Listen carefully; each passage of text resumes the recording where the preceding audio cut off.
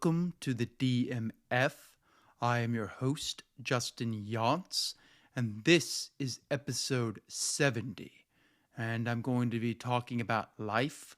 I'm going to talk about books I read. I'm going to talk about movies I saw.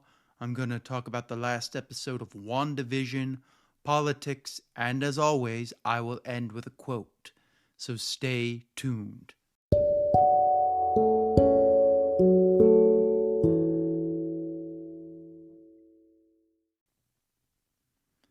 So the first thing I noticed this week when I was making my list is that the avatar changed on Amazon.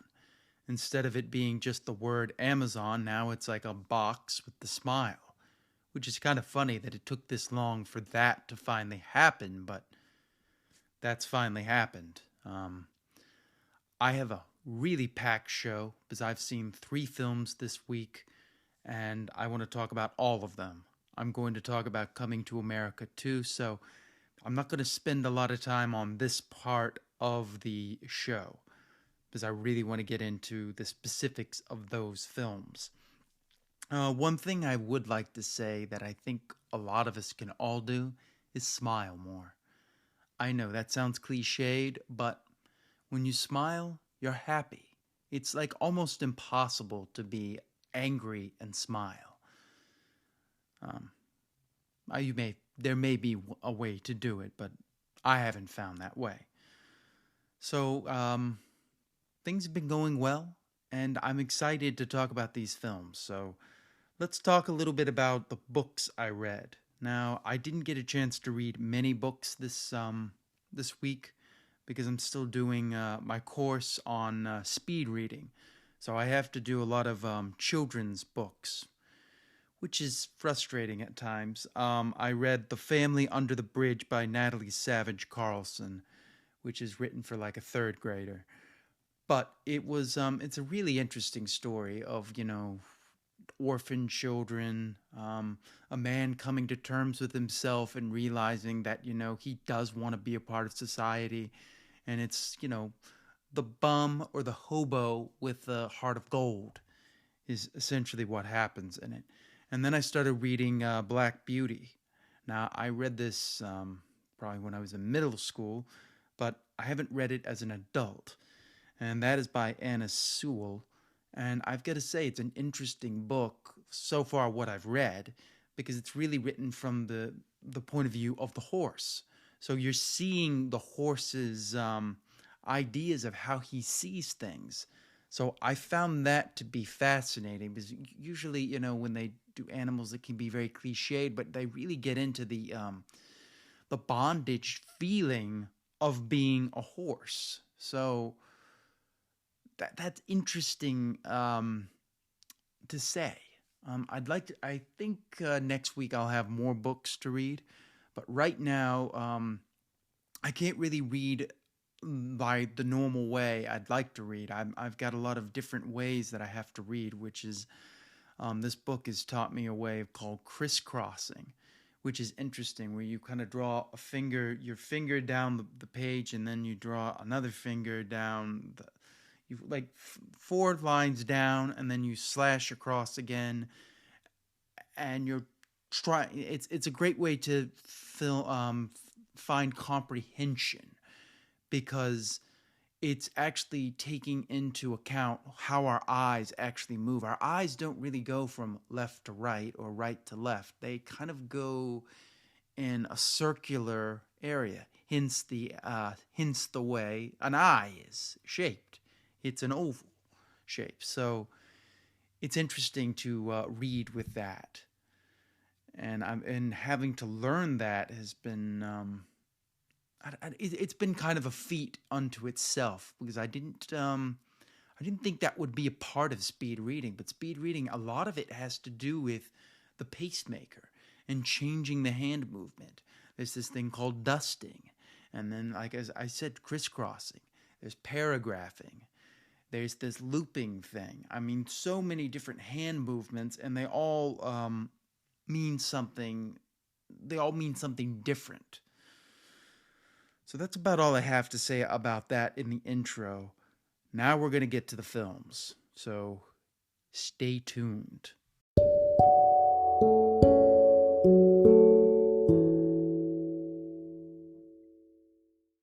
Well, I just finished watching the film Coming to America, coming with the two in America. Instead of calling it Coming to America 2, they're just going to call it Coming to America with the number 2. I really enjoyed this film. It is directed by Craig Brewer, who did the film Hustle and Flow, which I love. I think that is just an awesome film. I believe he also did Black Snake Moan, which is another great film. He's a great filmmaker, and I thought he was the perfect person to do this film, and he did justice to the original as well as adding something new to it. He didn't just rehash it. There were things that you could say could be kind of rehashed, but he did a little twist on that. And when you're dealing with nostalgia, that's kind of what you have to do. The actors in it are Eddie Murphy, Arsenio Hall, Jermaine Fowler, Leslie Jones, Tracy Morgan, Kiki Lane, Sherry Headley, Tiana Taylor, Wesley Snipes, and James Earl Jones.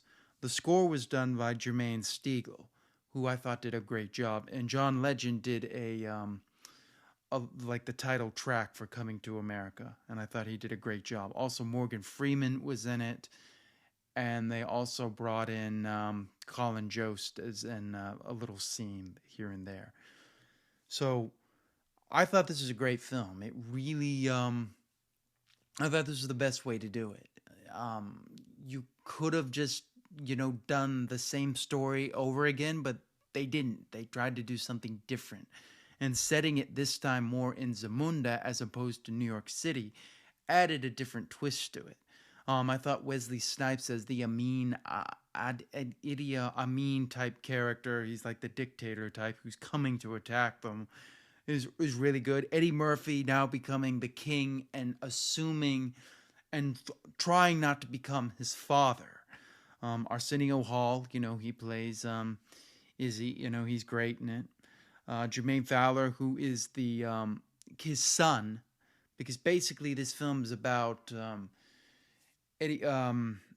Akeem has not fathered a son. He has fathered three daughters, but he has not fathered a son. Well, we find out that in New York he had some kind of one night stand with the character who's played by Leslie Jones, and he has a son. So he has to go to New York to bring his son back so that he can be the prince. And they bring in the whole idea of, what about his daughters? His daughters have been prepared for this. It's a really good film. I really enjoyed it. I thought it was just as much fun as the first one. And, very rarely do you see that. And they brought everybody back. They brought the McDowell's guy back, and they brought back Louis Anderson is in there. Believe it or not, they found Louis Anderson. Well, he was in, I think, that show with... that was on FX. He was in that, so he did a great job with that as well. But I thought this was a good. I thought this was a good take on the genre of where it needed to go, and showing us Zamunda as opposed to New York. As I said, I thought added a unique twist, and instead of it being Akeem going over, it's Queens coming here.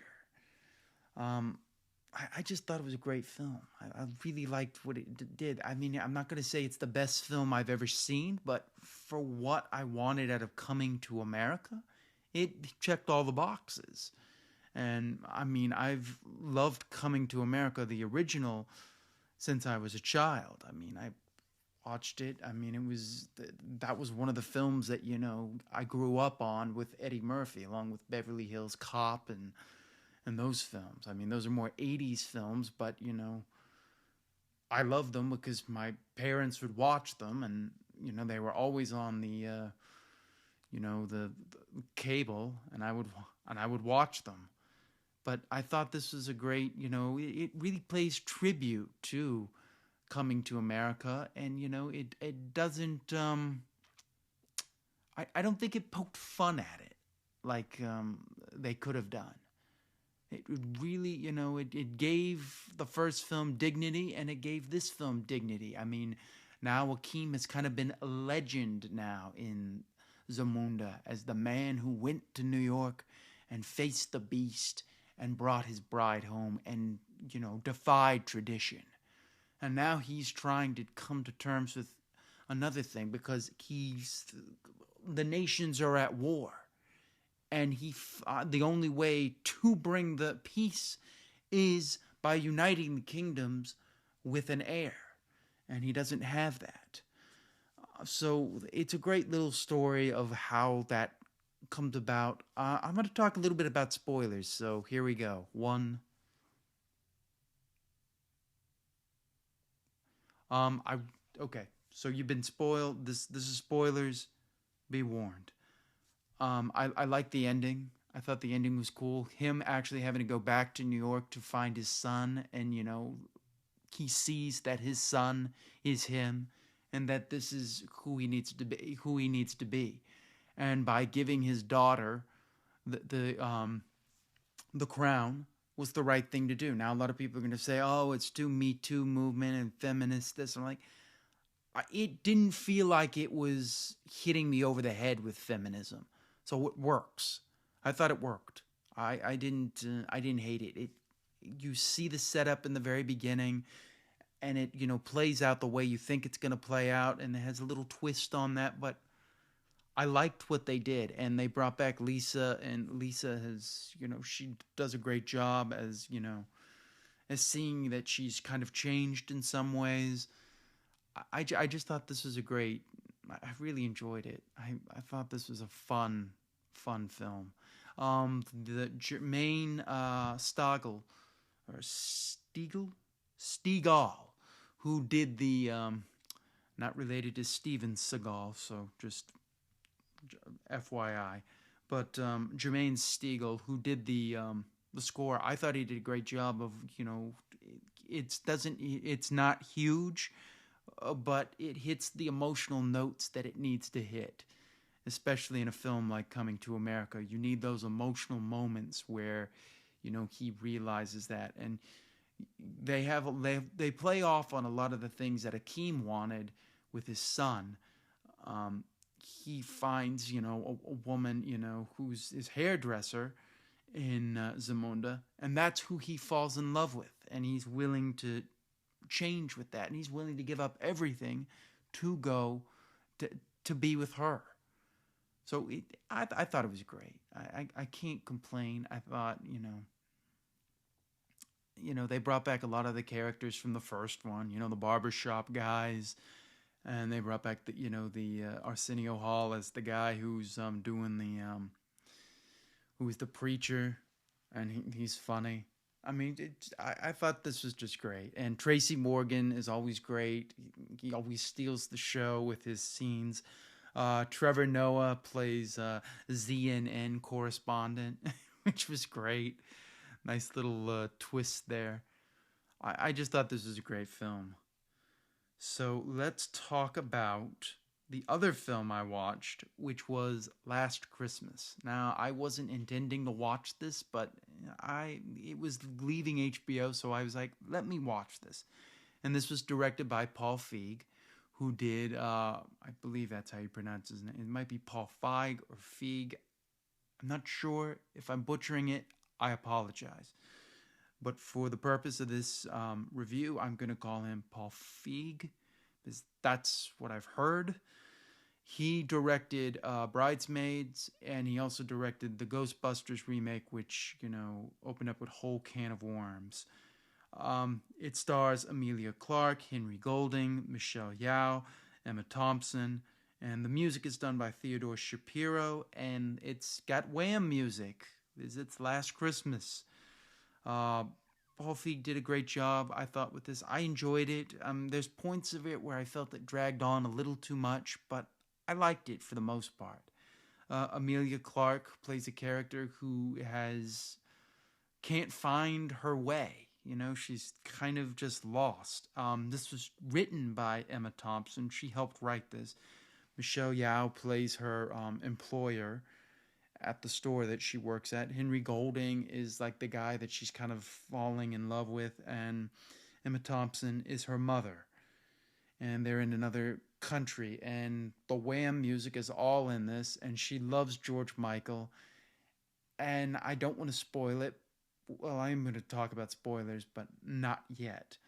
But the Wham music's great in it. I mean, I didn't really notice the score as much. I mean, the score hits the emotional notes that it needs to hit, but the Wham music is what you notice, and it's all filled in there from "Wake Me Up" to "You Go Go" to "Last Christmas." It's really good stuff. There's no way for me to continue the review without talking about spoilers, so we're going to get into spoilers. If you do not want this film to be spoiled for you, click off now. So, 10 seconds.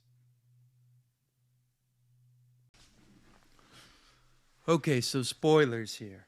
Now, it's interesting. I did not see this. Now, the problem I think with this film had is they presented this film as a romantic comedy.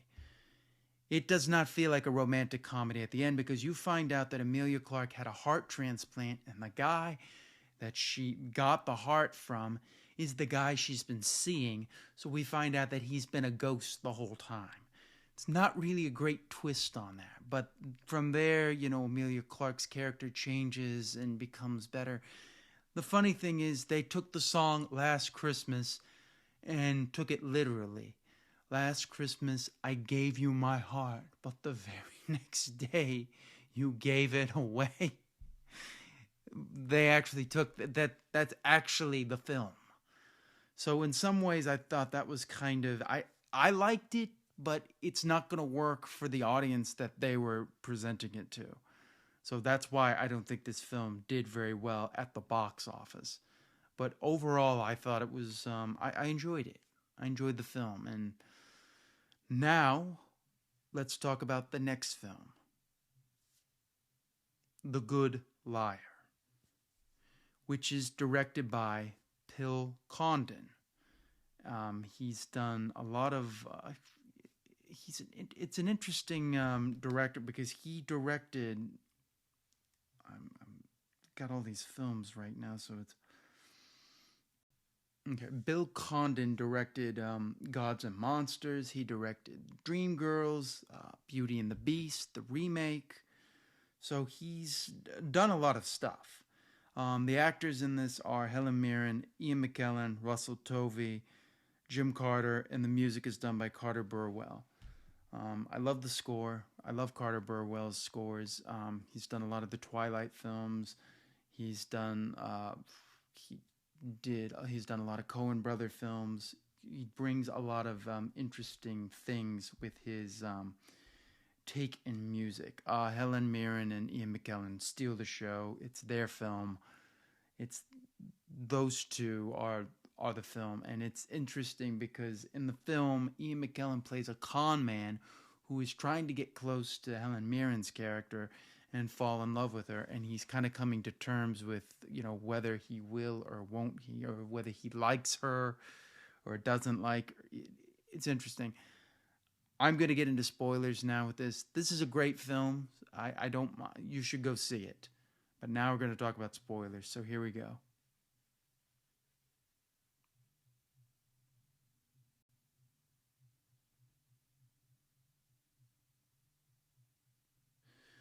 Okay, spoilers.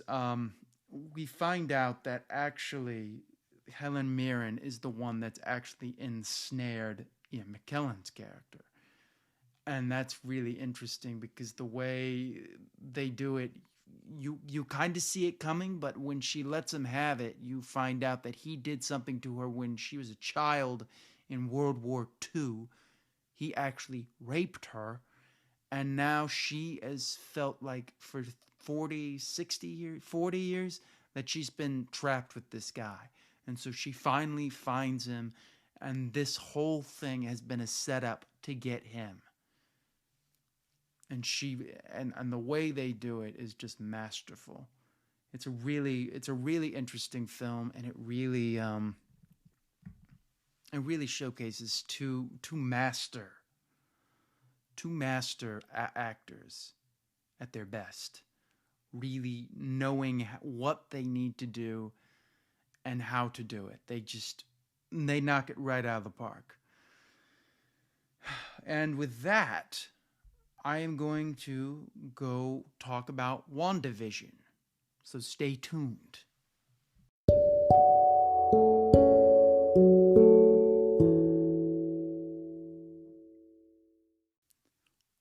WandaVision season finale, episode 9. Really good episode. Probably one of the best episodes. I feel like I say that every single week now, but I don't know what else to say. It was really good, and it really wrapped up things, and it, shows where we're going. It's impossible for me to talk about this show without going into spoilers, so as always, you have been warned.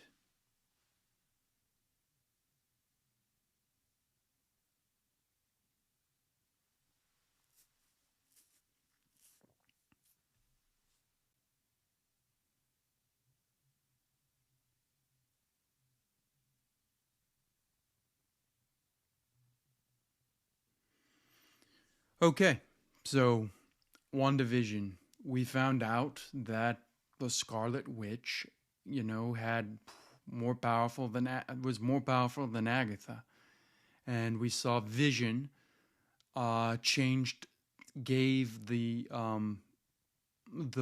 rebuilt Vision, his vision of his memories of what has happened to him, and we now have, just a roller coaster ride from beginning to end. For me to. Okay, so it starts off with, Agatha holding her kids hostage, and then she's basically running around trying to fight them, and Agatha has changed the town and reveals things to her, and Agatha wants her powers. And at one point, the Scarlet Witch, Wanda gives her the power, but, basically she can't take the power. So the power, comes back to her, and we finally see, we see who is in that image when the Mind Stone broke, and we saw that was actually Scarlet Witch, and we saw the Scarlet Witch with her, her whole Scarlet Witch outfit, and we found out that that the Hex, the Vision that she created and the children she created don't exist. And at the end, she puts them to bed.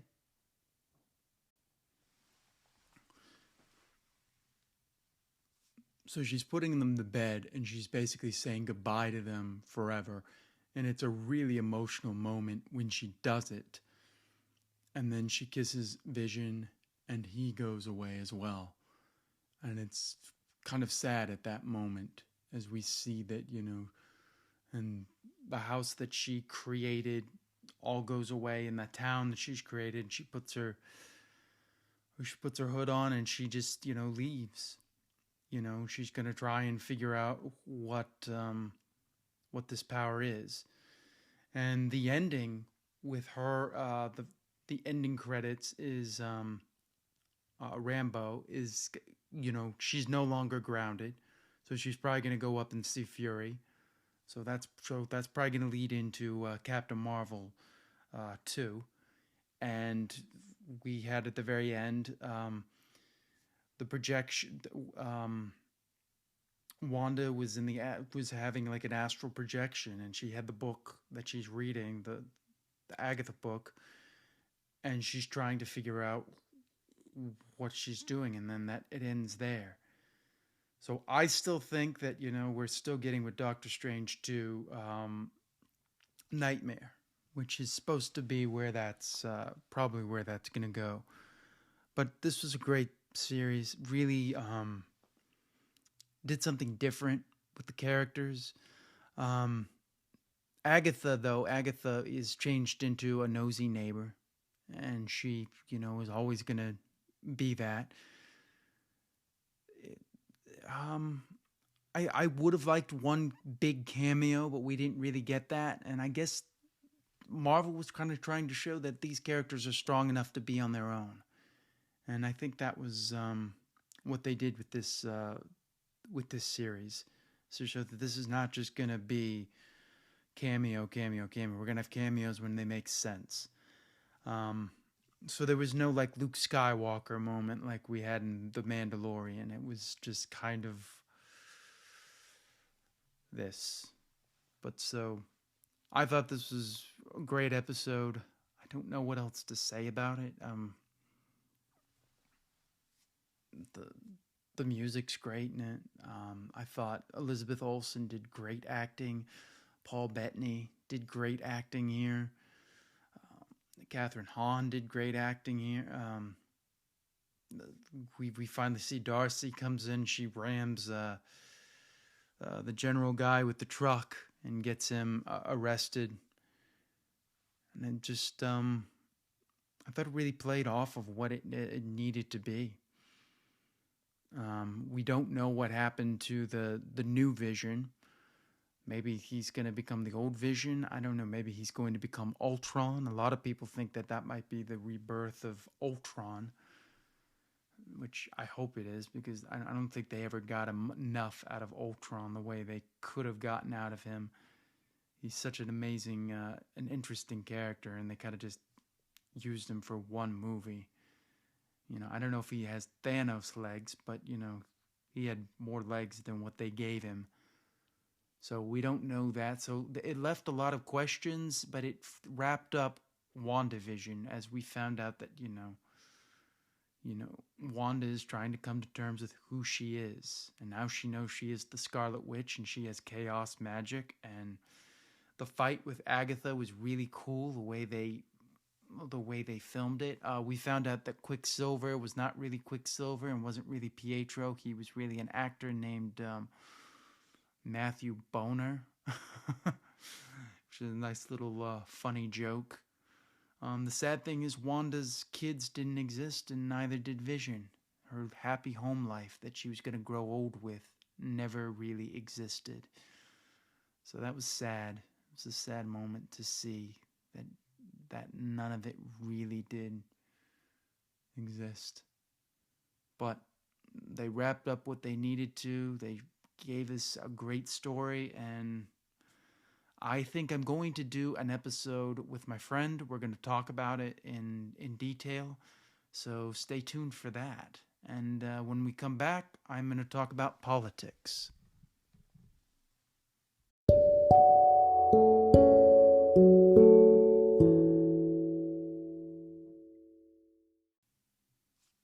Politics. A lot of things happened this week, and it's hard to go through all of them. So let's start with one of the big things that happened. Neera Tanden is out. They were not going to vote her in. She is out. We are not going to see her. She has been withdrawn. She didn't have the votes, so she will not be the budget director. So that's good. That's a win for the left. Biden backed the workers in Alabama that want to unionize that Amazon is trying to stop. So that was a big shock. Obama didn't do anything like this. This is more than Obama's done, and this was a really big win for Biden. You know, showing he cares about the workers. So who knows? I mean, a lot of people didn't see this coming. CPAC. Donald Trump gave his speech, and he basically said that we should not give the Democrats any credit. He believes that the speed of the vaccine is all because of him, which makes absolutely no sense. He believes that it's still his party. He believes that he never lost. And he thinks that he's going to win again for a third time. This man's delusional. I don't know what to say about it. But it's pretty much his party. At CPAC, they were worshiping a golden statue of Donald Trump that they called Nebuchadnezzar. I guess they've missed the part in the Bible where it says, do not worship the golden calf. Well, that's exactly what they did, was worship a golden calf. I don't know what to say about it. I think Donald Trump is bad for the party. I think he's bad. If the Republicans want to have any form of normalcy, they got to get rid of him somehow. And I don't think they're going to. So I think it's going to remain his party for the foreseeable future. And I don't think there's anything that can be done about that. But he gave his speech, everyone listened. He came out to the God Bless the USA song, it was all his big hits. But he thinks that, he never lost and that the Democrats did nothing and that, he's the reason that the vaccine is doing well. And he thinks he's the reason that the COVID is on the mend. Makes absolutely no sense. He had no plan. We know he had no plan. His first plan was to call it a hoax. Then he couldn't do that anymore. I never want to see him in public office as long as I live. The other bad thing that happened is the Dems voted down the minimum wage. Bernie put an amendment. They voted it down. They let them take it out. Biden will not overrule the parliamentarian because of the Byrd rule, which nobody cares about. I mean, the Republicans never cared about the Byrd rule. They would always just fire the guy who was the parliamentarian and get a new one. But not the Democrats, because they didn't want to do that.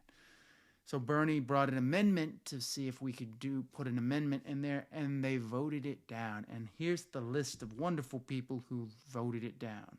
Joe Manchin. Nothing surprising there. Kristen Sinema. Nothing surprising there. Maggie Hassan. John Tester. I'm very disappointed that he did this. Tom Carper. Chris Coons, who's always on all the channels, all the CNN and MSNBC. He's always on there, and he voted it down. Angus King, another person that I've watched. Very disappointing. Janine Sahin. So these 8 people made it so that we couldn't pass minimum wage. I just got to say, shame on you. What party are you? What party are you? If the Dems can't even get this through, I don't know what to say. This is just absolutely, it's despicable to me. It's unforgiving. And to me, these 8 show that these are the people that are not on the left and they're not for progressive values. And we need to remember that these people voted down the $15 minimum wage that people need. $7.50 in most places is not a living wage. And in South Carolina, it's like $2, I think. It's ridiculous how little they have to pay people. And I mean, just absolutely insulting. Joe Biden could have done more on this. He should have made these guys say, look, if you don't go for this, we're going to primary you and I'm going to put my support behind them. That's how you get things done. They didn't do it because they don't want to increase the minimum wage. And this is just a sad, sad day to watch as Americans, that once again, when the Dems are in power, they still don't know how to use it. And they let these corporate Democrats, which is what I'm going to call them, corporate Democrats, because I don't know what else to say. This was their chance to vote for something progressive, something that they ran on in the election of 2020, and now they're not going to be able to deliver on it. And shame on them. I'm never going to want to hear anything from Chris Coons again. Angus King, I don't want to hear from him. I don't want to hear from John Tester. I don't want to hear from Joe Manchin. I never really wanted to hear from Joe Manchin. I don't want to hear from Kristen Sinema. You know what? You guys are lost. You made the biggest mistake. I don't want to hear their excuses. I don't want to hear their reasons. This is wrong. This was the fight to die on. This was the hill to die on. And they didn't do it. And once again, it just goes to show that, we can have all the power, but we don't know how to use it. And there's too many people in there that really want to be Republican light and do not want to stand for progressive values. And now they passed the thing in the Senate, the COVID relief bill. Now it goes back to the House again. But, they changed things. And it's very sad. It's very sad to me to see that the state of politics that we're in, it really shows that the left needs a leader. It's not Bernie Sanders. He does not know how to lead this party, this movement. He wants to be nicey nice with these people. And it's not time to be nicey nice with them. It's time to force them to do things because they're not going to do them on their own. And this once again shows that if we left Democrats just to their own and we left Republicans to their own, they wouldn't do anything about minimum wage and they wouldn't do anything to help people. And at the end of the day, government is supposed to help people. So this is very disappointing to me. Another thing that it came out is McConnell may possibly be retiring. Now, we don't know this for sure, but there are rumblings that he wants to retire and he wants to kind of name his own successor.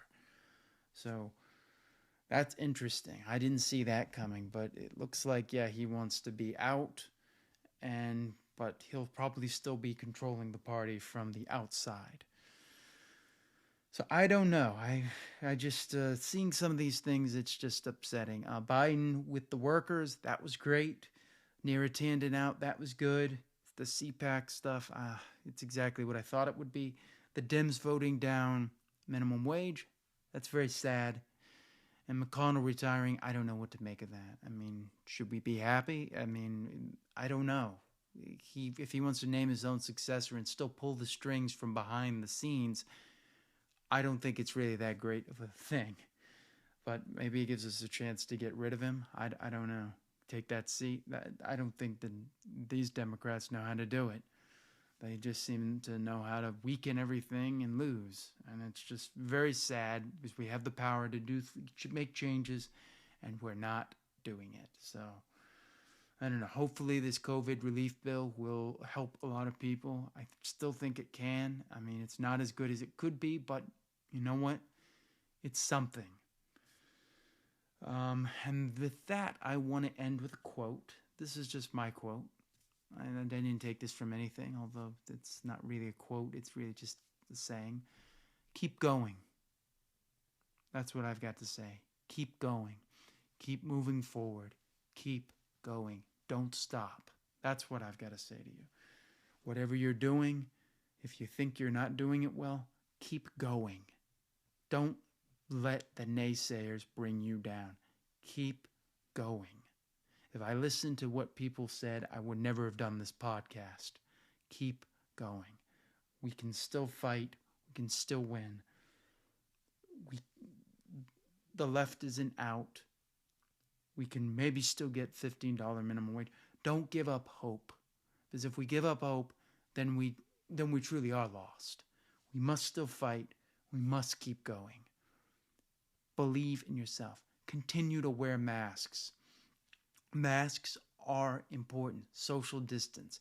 People aren't doing that as much anymore. Keep doing it. It's not over yet. But we are on the winning side now. And the cases are going down.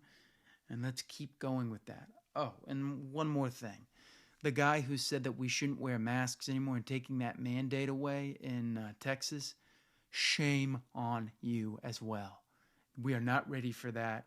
And you don't have the right to infect other people. This idea that people think, and I'm stealing this from Scooby from YouTube.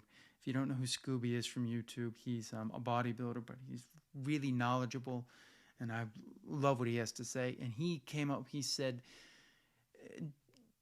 if masks is infringing on your rights as an American, but we have traffic laws. You can't go faster than, the speed limit. And that's kind of what the mask is, a speed limit.